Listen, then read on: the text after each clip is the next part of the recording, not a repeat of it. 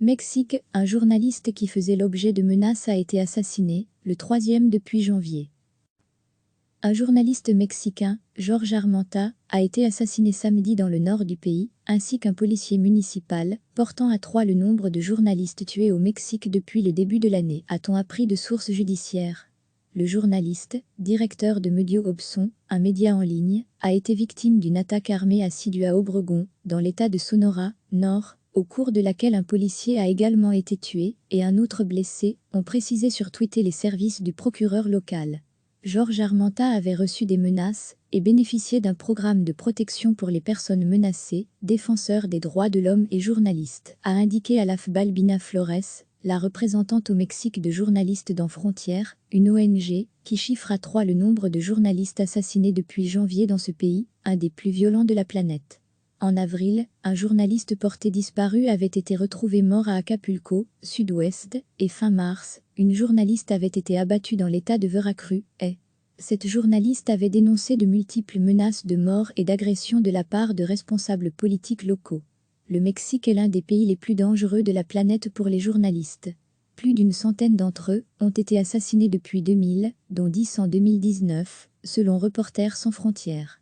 Environ 92% des homicides de journalistes restent impunis dans ce pays, a dénoncé Madame Flores. Vendredi, l'ONG avait dénoncé des négligences et des retards dans le processus judiciaire autour de l'assassinat en 2017 de Javier Valdé, journaliste mexicain et collaborateur de l'AF.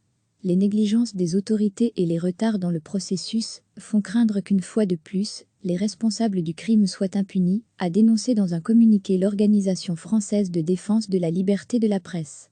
Même s'il y a eu quelques avancées, la justice s'est rendue au compte-gouttes, a-t-elle ajouté.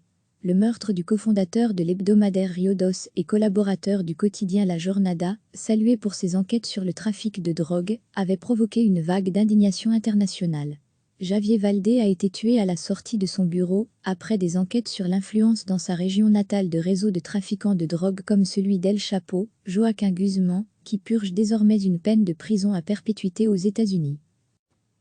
Un journaliste mexicain, Jorge Armenta, a été assassiné samedi dans le nord du pays, ainsi qu'un policier municipal, portant à 3 le nombre de journalistes tués au Mexique depuis le début de l'année, a-t-on appris de sources judiciaires. Le journaliste, directeur de Medio Obson, un média en ligne, a été victime d'une attaque armée assidue à Obregón, dans l'état de Sonora, nord, au cours de laquelle un policier a également été tué, et un autre blessé, ont précisé sur Twitter les services du procureur local.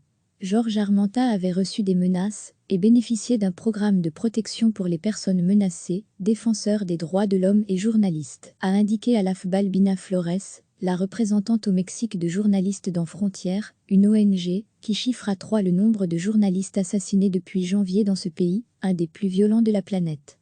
En avril, un journaliste porté disparu avait été retrouvé mort à Acapulco, sud-ouest, et fin mars, une journaliste avait été abattue dans l'état de Veracruz.